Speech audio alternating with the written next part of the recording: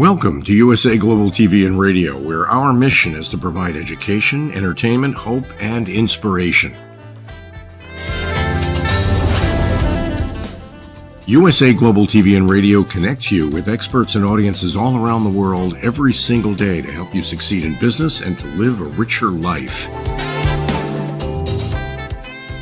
Visit us at usaglobaltv.com to learn about career and life-changing training and mentoring programs like the Listening Mentor. Subscribe to our newsletter to stay informed about our special programs and offers. Discover how you can become a guest on one of our shows or a host or producer of a USA Global TV and Radio show of your very own. That's USA Global TV and Radio, where the doctor is always in.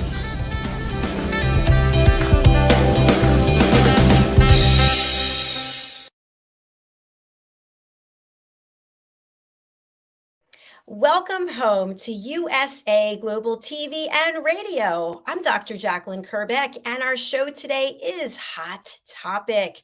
What we're going to be discussing is changing the world one real story at a time with our special guest, Daizy Gedeon. We just had Daizy on our show right before this. Hopefully you saw that show, Talking Peace Around the World.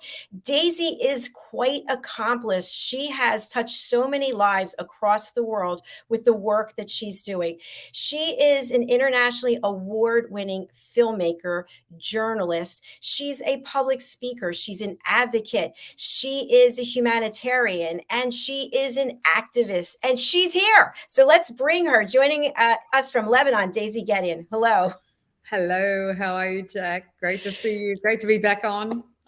You missed one thing. I'm an entrepreneur too. Yes, you certainly are. We have to be entrepreneurs as well. It's amazing. There's always that business aspect of what it is. We have a mission, but we still have to have a business running the books and making sure everything stays in order. So Daizy, what I really love about you is that you give people a voice, people who probably would not be heard of or known of otherwise. And you've won all kinds of awards for the work that you've done capturing people's stories. And I'm wondering, where did it all start, this passion for the work that you're doing? Wow, that's a big question. I think it's just always been in me. It's something that I felt, and I always loved to write as a child, and I loved to read books. But let me tell you, books and movies have, really formed, really brought out my values. They've really brought out who I am, and they've really helped me. I understand who I am. And I think because of those stories, I used storytelling to reach out and tell other people's stories. It's not about me. It's about what I can bring, like you said, the voices of the voiceless to the world, because there is so much, so many people that are not heard, they're not seen, they're not validated. And I think that this is what's missing in our world today. And stories through film, through journalism, through books are the best way to reach people. But I love to do it through videos, through documentaries, through the stories I do, through content on my YouTube and on my YouTube and my new platform, because it's the fastest growing media, as you know, and that's why you have your platform. People consume video far more ravenously than they do books and newspapers anymore. So that's what's really inspired me to take this course in life. Well, congratulations again for everything that you've done and what you continue to do. And what I'm wondering, Daizy, is that storytelling is one thing, and people can tell a really good story, but you stand for stories about the truth, storytelling that makes a difference. And you've been able to capture it through all those different types of media that you just mentioned. So what has that learning curve been like for you in terms of, you've got the person, you've got the story, but then how are you going to convey it to the world? Well, again, I have incredible role models, extraordinary filmmakers and writers.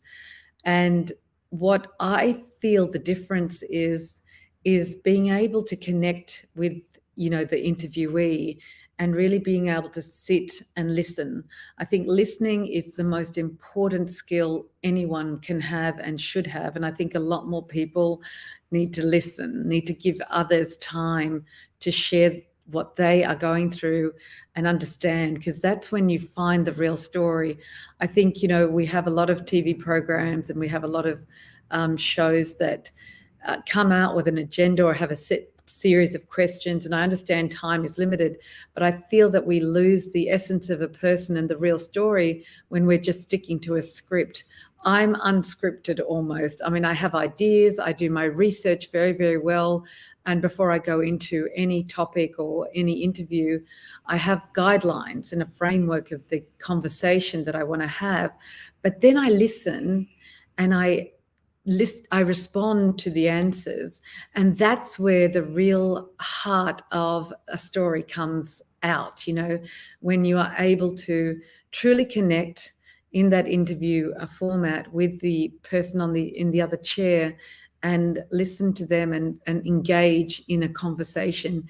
And it's far more effective and engaging, and the message of who they are, what they're doing, whatever the story is, really then connects with the audience, is far more powerfully received by the audience. So that's what really guides the way I tell stories and which stories I want to tell.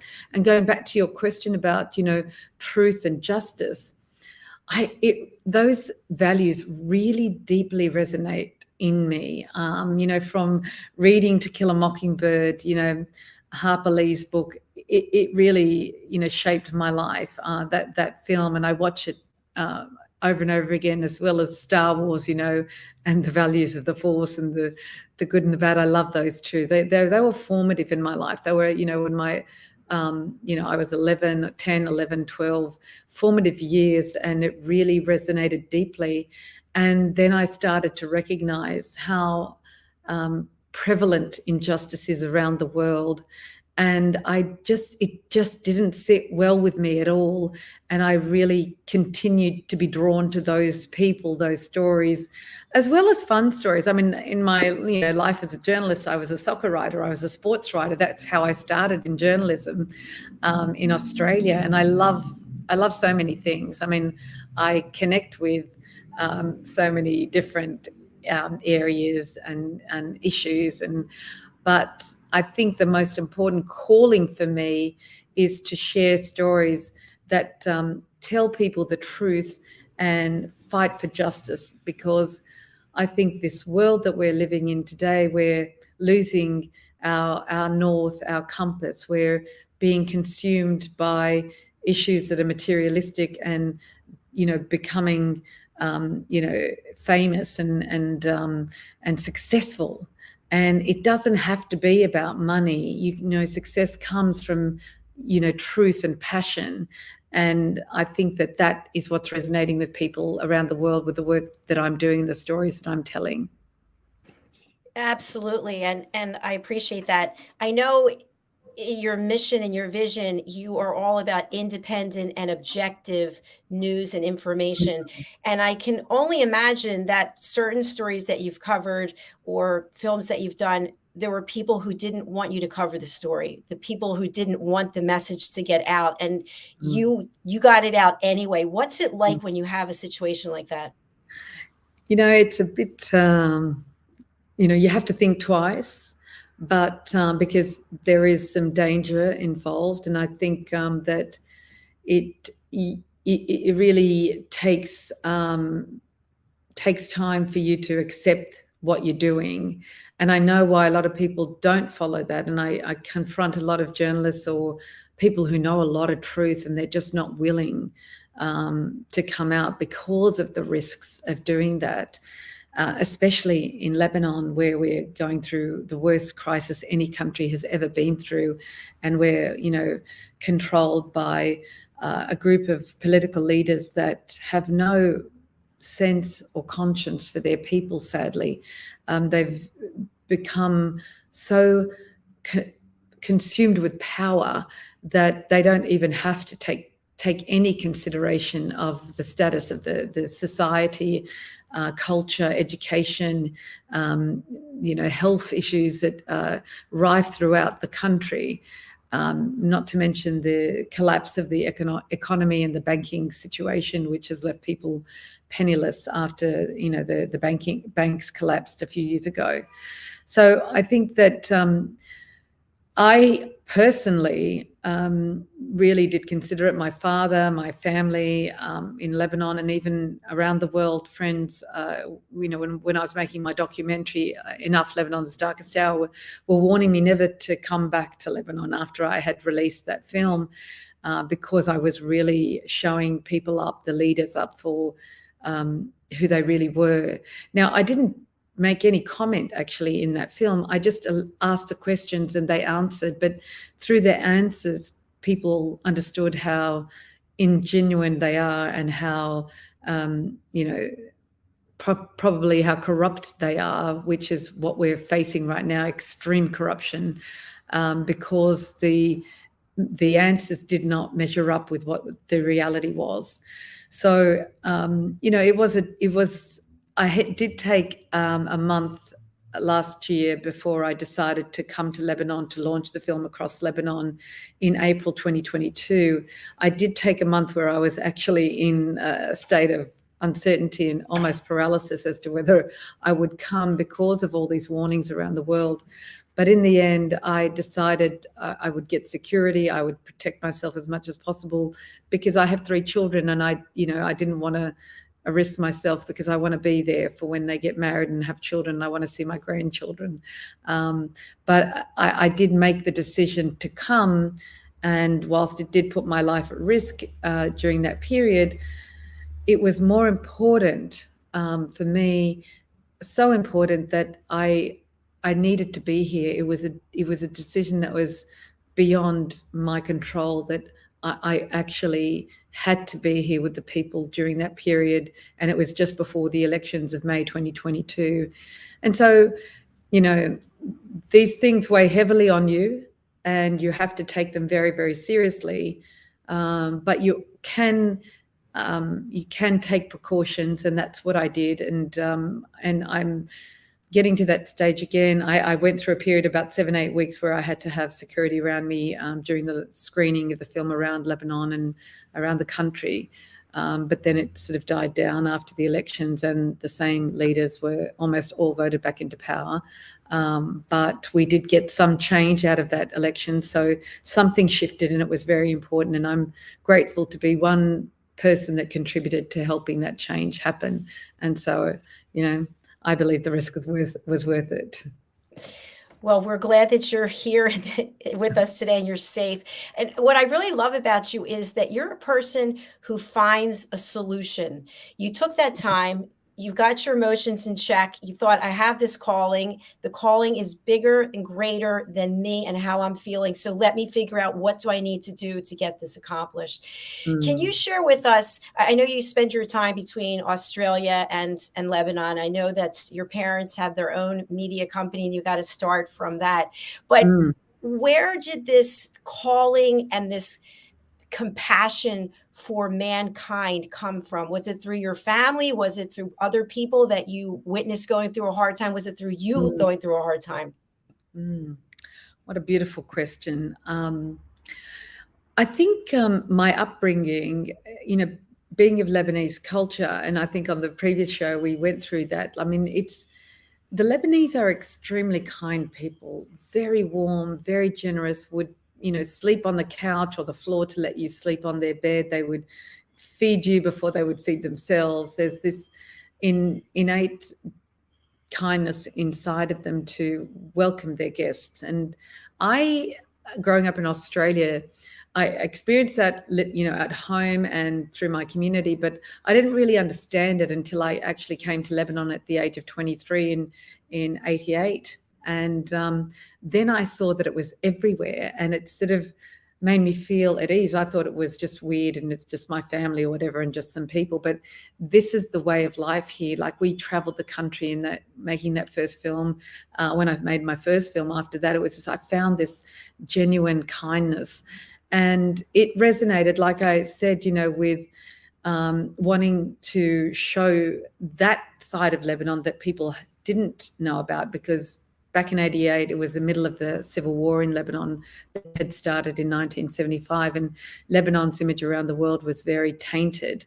It used to be the Paris of the Middle East. It used to be the banking and culture center of the Middle East. They had the first libraries and law systems, and it's been around for a long time. It's a biblical country. We have Roman ruins that I had never thought I would find here, that are bigger than those in Greece and Rome. It's got a lot, and all of this resonated with my sense of justice, truth, and then combining it with a kindness. I think it just evolved in me and continued. It really got sparked so deeply in me, and it's a path that or value system that I've applied even in business, in everyday life, the way I treat my friends, the way I, look after my kids. I believe you can achieve success without having to be ruthless. And thank God, knock on wood, I was very fortunate to grow my parents' business into something much larger than it was when I first came into it. After leaving journalism, 20 years in journalism, I decided to take a break, and then found myself helping mum and dad, and then it became my company, and we took it in a completely much bigger tangent. And it was a challenge, because moving into business, you have to deal with teams and staff and management and processes and systems, and it was quite a completely different experience than journalism, working in TV and newspapers, and having infrastructure and all that already set up for you, and departments and teams. So and I got told many times that I had to be much more ruthless, and it just didn't sit well with me, because all of my value system was to be kind and work through any issue, find a solution, intelligently, compassionately, professionally. And that's the way I've lived my life. And I apply it now to everything I do. And I believe it's the only way that you can maintain your credibility, your authenticity, and your integrity, is to stay true to those values. And they guide me wherever I go and whatever I do. They're very strong within me. And a strong woman like you, a strong person, makes things happen. And that's what I think is so important. There's so many things that you do, and you do so well. We have to have a show for each of them. So with the time that we have remaining for today, I'd really like to focus on Daizy, the person, the human behind all these things, the one pulling all the strings and levers to make everything happen. So the one thing I'd really like to touch on, because this is a big topic across the world, it's about self-care. It's about mental health awareness. And so you put yourself in these situations, the calling calls to you, and you're in situations that are dangerous. Also, there's a certain vulnerability about someone sharing their story, their truth with you. So my question for you is, how do you take care of your mental health so that you can stay sharp and you can have an open heart for all the people whom you lift up? You're extraordinary with your questions. I love them. What do I do? What I focus on, because it gets really hard. Let me tell you, I've gone through very dark times, difficult times, challenging times, and I've sworn at God and said, what are you doing with me? Why have you done this? But I feel this strong pull. It's all about purpose. It's all about why I'm doing it. It's all about why I think it's important, why it needs to be done. That's what drives me. And at the end of the day, I could have taken a very easy, lovely life. I could be sitting on a beach anywhere else in the world, sipping cocktails and doing none of this. I'm very fortunate to have that option. But what drives me is why I believe I'm here on this earth and been given this life to make a difference. And I believe that the way that I've been given, the gift that I've been given by God, is the ability to tell a story, to write a story, or to tell a story through the visual medium. And I must fulfill that obligation and that calling that I've been given. And so that drives me, and that keeps me. I do take care of myself. I know I have a trainer. I need to keep fit, because keeping physically fit gives me mental strength, because I need to release the stress, and I'm under a great deal of stress. I'm not just doing one thing, I'm doing 10 things at any one time. And to be able to juggle them and keep them all going, you have to be physically fit, and that allows that mental relief for you. And I eat very well. I try and drink as much water. I should be drinking more water, but those sort of things that everyone tells you, I do them. I'm very disciplined. I make sure that I take my vitamins that I need. I get health. I go and see my doctor, make sure I'm checked. Maintenance is everything, and it keeps me going, and it keeps me empowered, and it keeps my mind focused. So that's how I look after myself. And my kids, I love them to death. They worry about me because I work so much. People say I'm a workaholic, and I say I'm not a workaholic. I just love and feel so compelled by what I'm doing. It's not work. I can be up till 2-3 o'clock in the morning and have 4 hours sleep and be up and gone again, because I feel purpose driven. That's what keeps me going. I love that. And I see the joy in your face when you're talking about what it is that you're doing. And I think that's so important. When I first met you, we had a Zoom call. I just was immediately drawn into you. And I thought, wow, I want to get to know this person. I want to be friends with this person. I want to just be there and just suck some of the information that your experiences away, because it's so exciting. Sometimes we choose to just sit on a couch and do nothing. You're out there shaking trees and talking to the people. You're filming in the streets as the cars are going by. I'm thinking, oh my gosh, this woman's amazing. So I just want to applaud you for everything that you're doing.